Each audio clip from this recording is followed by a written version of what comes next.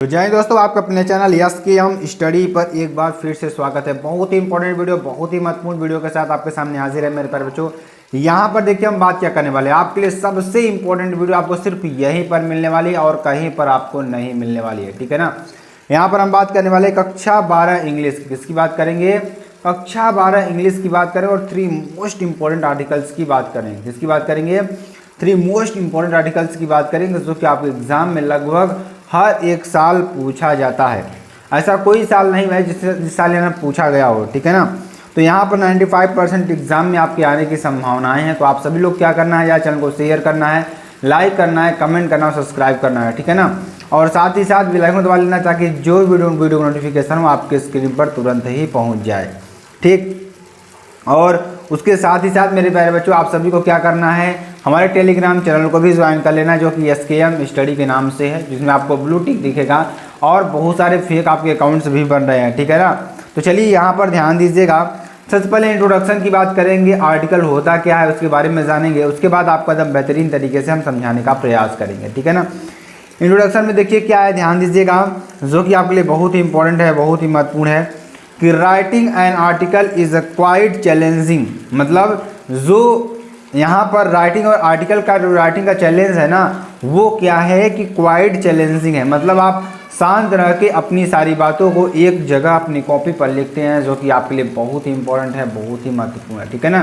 तो writing an article is quite challenging, it requires a high, क्या करा, it requires a high degree of creativity. मतलब इसमें एक क्रिएटिविटी की बहुत ही ज़्यादा आवश्यकता होती है। A wide range of vocabulary and a through knowledge of the subject, organisational abilities. आपके पास ऑर्गेनाइजेशनल एबिलिटीज़ होनी चाहिए, जो कि आपके लिए बहुत ही इंपॉर्टेंट, बहुत ही महत्वपूर्ण है।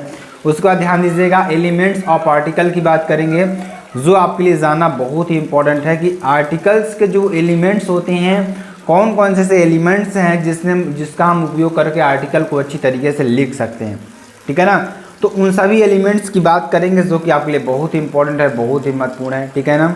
तो ध्यान दीजिएगा, एलिमेंट्स ऑफ आर्टिकल की बात करेंगे तो यहाँ पर पहला नंबर आपका क्या आता है, टाइटल एंड हेडिंग। बहुत ही इंपॉर्टेंट है। जिस भी टॉपिक पर आपको आर्टिकल लिखने के लिए देगा तो सबसे पहले आपको क्या लिखना है, वहाँ पर आपको उसकी टाइटल लिखना है, उसकी टाइटल लिखना और उसकी हेडिंग को लिखना है, ठीक है ना। क्या लिखना है, उसकी टाइटल और उसके हेडिंग को लिखना है, ठीक है ना। और साथ ही साथ ध्यान दीजिएगा, टाइटल क्या होता है, टाइटल आपको कैसे लिखना है, वो सारी चीज़ों को यहाँ पर हम डिस्कस करेंगे। देखिए, आपको लगातार पढ़ने रहने की ज़रूरत है, अच्छी तरीके से समझते रहने की ज़रूरत है, जो कि आपके लिए बहुत ही इंपॉर्टेंट है और बहुत ही महत्वपूर्ण है, ठीक है ना। तो चलिए देखते हैं टाइटल में आपका क्या क्या होगा, ध्यान दीजिएगा, जो कि आपके लिए बहुत ही इंपॉर्टेंट है। देखिए, the title should be eye catching, instructing the control themes. कहने का मतलब जो आपका टाइटल होना चाहिए, शुड बी आई कैचिंग, मतलब आपका आई कैचिंग होना, देखते ही समझ में आ जाए कि किस पर आर्टिकल लिखा हुआ है। आई कैचिंग का मतलब यही होता है कि देखते ही समझ में आ जाए कि वहाँ किस पर आर्टिकल लिखा गया है, ठीक है ना। पहली बात तो ये है। उसके बाद illustrating the control the central themes, मतलब कि क्या करना, उसके जो केंद्रीय बिंदु है उस पर आपको फोकस करना होगा, ठीक है ना। उसके जो केंद्रीय बिंदु है उस पर आपको फोकस करना होगा, जो कि आपके लिए बहुत ही इंपॉर्टेंट है और बहुत ही महत्वपूर्ण है, ठीक है ना। अब ध्यान दीजिएगा, जो कि आपके लिए वेरी वेरी मोस्ट इंपॉर्टेंट है, बहुत ही महत्वपूर्ण है, ठीक है ना। ध्यान दीजिएगा, वेरी वेरी मोस्ट इंपॉर्टेंट, बहुत ही इंपॉर्टेंट है, ठीक है ना। चलिए ध्यान दीजिएगा, उसका नेम ऑफ द राइटर, जो व्यक्ति लिख रहा है उसका नाम आपको लिख देना है, ठीक है ना। तो जो व्यक्ति लिख रहा है उसका नाम आपको लिख देना है, जो कि बहुत इंपॉर्टेंट है, बहुत ही महत्वपूर्ण है, ठीक है ना। इसमें कुछ ज़्यादा समझने की ज़रूरत नहीं है, आपको अच्छी तरीके से समझ में भी आ रहा होगा कि जो व्यक्ति लिख रहा है उसका सिर्फ नाम आपको लिख देना है, ठीक है ना। उसका क्या लिख देना है, नाम लिख देना है, ठीक है ना। आगे देखिए, आगे जो हमारा क्या है, बहुत ही इंपॉर्टेंट है, क्या है कि sign off your article with your name either at the end or immediately below the title. उसका देखिए क्या है, name of the writer, name of the writer क्या होता है, a sign off your article with your name either at the end or immediately, ध्यान दीजिएगा, immediately below the title. जैसे ही आप क्या लिखें, जो आपका आर्टिकल का टाइटल लिखें, टाइटल के तुरंत बाद ही आपको नेम ऑफ द राइटर को लिखना होता है। राइटर का नाम यहाँ पर आपको लिख देना है, जो कि आपके लिए बहुत ही इंपॉर्टेंट और बहुत ही महत्वपूर्ण है, ठीक है ना। चलिए आगे आपको बताते हैं। उसके बाद हम बात करने वाले हैं इंट्रोडक्शन, ठीक है ना।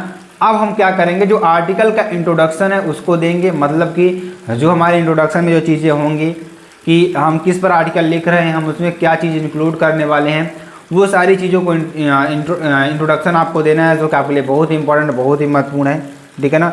और इस्टेब्लिश द क्या जाएगा, context through a topic sentence, मतलब आपको कंटेक्स्ट को क्या करना होगा, उसमें इस्टेब्लिश करना होगा कि आप यहाँ पर क्या चीज़ पर, क्या टॉपिक पर आपको लिख रहे हैं, उसका पूरा इंट्रोडक्शन आपको देना है, ठीक है ना। उसके बाद चौथा नंबर हमारा क्या आता है, कंटेंट आता है। कंटेंट में हम क्या लिखेंगे उसके बारे में भी चर्चा करते हैं कि highlight various aspects of the topic like merits, demerits, causes, consequences, effects and advantage and disadvantage. कहने का मतलब कि इसमें आपको हाईलाइट करना होगा जो विभिन्न प्रकार के आपके एस्पेक्ट्स होंगे, जैसे उसका लाभ क्या है, उसके नुकसान क्या हैं और उसके कारण क्या हैं, और उसको कैसे उत्पन्न, उसका प्रभाव क्या पड़ेगा, ठीक है ना। तो ये सारी चीज़ों के बारे में यहाँ पर हम पढ़ेंगे। उसके डिसएडवांटेज, लाभ और हानि के बारे में बात करेंगे। तो ये सारी चीज़ों को यहाँ पर चर्चा करेंगे और अच्छी तरीके से आपको समझाने का भी प्रयास करेंगे, ठीक है ना। तो इतनी चीज़ें आपको समझ में आ गई होंगी कि हमें एक आर्टिकल में क्या चीज़ों को इंक्लूड करना चाहिए, ठीक। उसके बाद 5वें नंबर पर आता है एंडिंग सेंटेंस। एंडिंग सेंटेंस आपके लिए आता है give your opinion, comments, criticism and recommendations. मतलब आपको क्या करना होगा, उस पर आपको एक ओपिनियन देना होगा, कमेंट्स करना होगा, कमेंट का आपको ऐसे सुधारना चाहिए, ऐसे करना चाहिए, वो सारी चीज़ों को आपको बताना होगा। उसके बाद क्रिटिसिज्म एंड रिकमेंडेशन, आपको उस पर एक विचार देना चाहिए, उसको रिकमेंड करना चाहिए कि ऐसे चीज़ें ऐसे होनी चाहिए, ठीक है ना।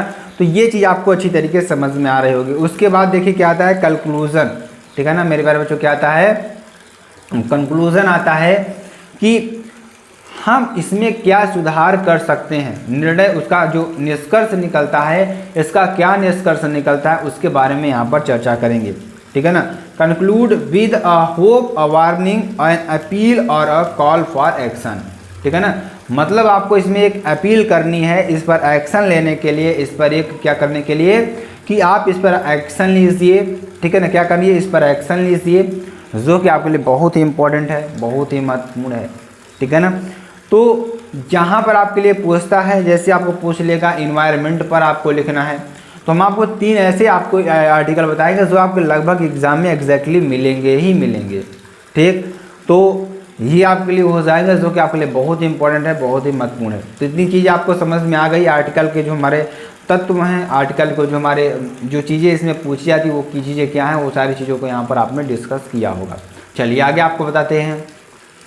अब देखिए जो आपके एग्जाम है, एग्जाम में आर्टिकल पूछता कैसे है, पहले आपको प्रश्न की तरह पूछता था, लेकिन अब आपको 3 आर्टिकल ऐसे ही दे देगा, जैसे in the year to come if you have not already do this year. मतलब ध्यान दीजिएगा, in the year to come you are going to celebrate your 18th birthday, write an article into 100 to 150 words and the joys and responsibilities of being 18 in your Navtej या नविता। कहने का मतलब आपको क्या करना होगा कि 100 से 150 शब्द में एक आर्टिकल लिखना होगा, और आर्टिकल किस पर लिखना होगा, ध्यान दीजिएगा, वो आर्टिकल आपको लिखना होगा किस पर, सेलिब्रेट योर 18 बर्थडे। मतलब आप 18वां बर्थडे जब आप सेलिब्रेट कर रहे हैं तो आपको क्या क्या चीज़ों को ध्यान देना होगा, वो चीज़ें आपको यहाँ पर लिखना है, ठीक है ना। वो चीज़ें आपको यहाँ पर लिखना है और जो कि आपके लिए बहुत ही इंपॉर्टेंट है, ठीक। और ध्यान दीजिएगा कि यहाँ पर जो नाम है, नाम भी दे रखा है। अब चलिए यहाँ पर जो पूछ रहा है आई एम 18, अब देखिए अब आर्टिकल लिखने के लिए आपको दिया कि आपका 18 बर्थडे है, ठीक है ना। अब आप उसमें क्या करेंगे, एक सेंट्रल बिंदु, एक केंद्रीय बिंदु ढूंढेंगे कि आपको यहाँ पर किस पर आर्टिकल लिखना है। तो यहाँ पर लिखेंगे आई एम 18 यानी XYZ, क्या हो जाएगा XYZ। आप यहाँ पर तुरंत, यानी ये आपका टाइटल हो जाएगा, यहाँ पर तुरंत आपको नाम लिख देना है। क्या लिख देना है, नाम लिख देना है, जो कि आपके लिए बहुत ही इंपॉर्टेंट है। अब उसके बाद देखिए क्या करेंगे, उसके बाद आपको क्या देना है, इंट्रोडक्शन देना है, ठीक है ना। क्या देना है, इंट्रोडक्शन देना है कि अब देखिए आई एम 18 मतलब कि जब आप 18 साल को हो गए तो आपको कैसा फील हो रहा है, क्या चीज़ों को हम यहाँ पर लिखने का प्रयास कर रहे हैं कि जब हम 18 साल तक हुए तो हमारे साथ क्या क्या घटनाएं घटी, वो सारी चीज़ों भी आप लिख देना है, ठीक है ना। कितनी मुश्किलों से आप यहाँ तक पहुँचे हैं वो सारी चीज़ों को आपको यहाँ पर लिखना है। इंट्रोडक्शन की बात करेंगे। इंट्रोडक्शन देखिए क्या होता है कि reaching miles stone in age, for example hitting 1821, silver jubilees or sweet 16। मतलब कि reaching miles stone in age मतलब ये बहुत ही सुंदर एक एज में पहुंच चुके हैं, जैसे हिटिंग जैसे 18, 21, सिल्वर जुबलीज और स्वीट 16। मतलब आप 16, 17 या 18 या 21 साल के जब होते हैं तो आपको कैसा महसूस होता है जब आप अपना बर्थडे मनाते हैं, तो वो सारी चीज़ों को यहाँ पर आपको लिखना होगा, ठीक है ना। तो इस तरीके से आपको सारी चीज़ों को अच्छी तरीके से कर लेना है, जो कि आपके लिए बहुत ही इंपॉर्टेंट है। Is a great birthday to celebrate, it packs all that magical, especially with a normal year doesn't, whether it actually brings along that, ठीक है ना। ये आपको कर लेना है। मतलब इस तरीके से आपको यहाँ पर आप अपने से भी लिख सकते हैं, कोई इसमें वो नहीं है कि आप किसी का देख कर लिखें, ठीक है ना। यहाँ आपके विवेक पर निर्भर करता है कि आप कैसे लिख रहे हैं, ठीक है ना। क्योंकि यहाँ पर आप किसी का नकल देख कर लिखेंगे तो आपको समझ में आ गया कि हमें लिखना क्या है। अब मेरे प्यारे बच्चों, आपको टेंस की भी सीरीज चलाई जाएगी, पूरा अच्छी तरीके से आपको कवर किया जाएगा। बस आपको हमारे साथ जुड़े रहने की ज़रूरत है, ठीक है ना। तो बस आपको जुड़े रहना है, अच्छी तरीके से समझते रहना है, आपको बस यहाँ पर समझते रहना है, ठीक है ना। चलिए आगे आपको बताते हैं। उसके बाद देखिए हमारा क्या आता है, कंटेंट आता है। अब देखिए जो आर्टिकल, देखिए इंट्रोडक्शन दे दिया हमने कि आर्टिकल में क्या लिखना है क्या नहीं लिखना, वो सारी चीज़ों को हमने दे दिया। अब उसके बाद मेन चीज़ें क्या आती है हमारी, इंट्रोडक्शन। क्या आता है, इंट्रोडक्शन आता है, जो कि आपके लिए बहुत ही इंपॉर्टेंट, बहुत ही महत्वपूर्ण है। कंटेंट की बात करेंगे। यहाँ पर कंटेंट में देखिए, कंटेंट में क्या लिखेंगे, आप जो भी चीज़ फील कर चुके हैं, आप कैसा फील करें, आपकी तैयारी कैसी है इसके लिए, तो वो चीज़ों को आपको यहाँ पर लिखना होगा, ठीक है ना।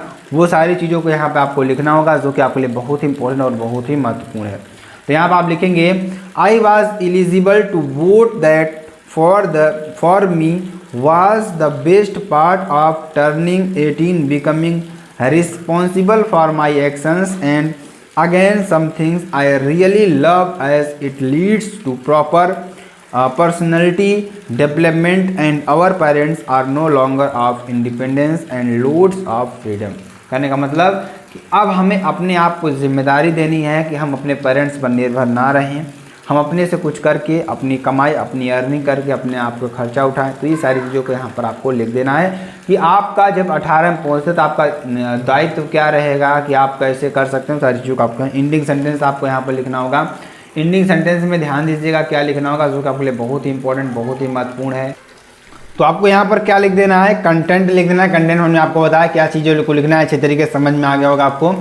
उसके बाद आपको क्या लिखना होगा, इंडिंग सेंटेंस। इंडिंग सेंटेंस का मतलब क्या होता है कि आपको ध्यान दीजिएगा लास्ट में क्या चीज़ों को लिखना है अच्छी तरीके से, ठीक है ना।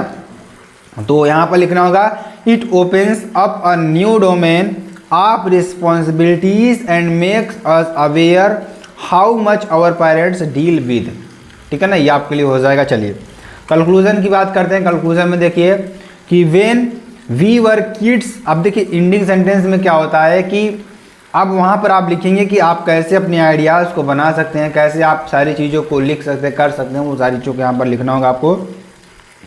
उसके बाद आपको लिखना होता है कंक्लूजन लिखना होता है, ठीक है ना। कंक्लूजन में when we were kids we wanted to be kids again with learning, ठीक है ना। तो हमें इस तरीके से आपको कंक्लूजन लिख देना का, जो कि बहुत इंपॉर्टेंट, बहुत ही महत्वपूर्ण है। तो कंक्लूजन में आपको निष्कर्ष देखिए, आपको थोड़ा हम बताते हैं। तो यहाँ पर कंक्लूजन का आपको इस तरीके से लिख देना होगा, when we are adults we wanted to be adults, but now that we were kids we want to be kids again. With every age comes lot experience and learning, so just to go along with it, life to the fullest, and no matter what your age, don't forget to be yourself, ठीक है ना। ये आपके लिए हो जाएगा। तो मेरे प्यारे बच्चों, अगर आपको वीडियो पसंद आती है, आप चैनल को लाइक, शेयर, कमेंट, सब्सक्राइब जरूर कर सकते हैं। फिर मिलते हैं नेक्स्ट वीडियो में नए टॉपिक के साथ। तब तक के लिए जय हिंद, जय Bharat, bye bye, take care.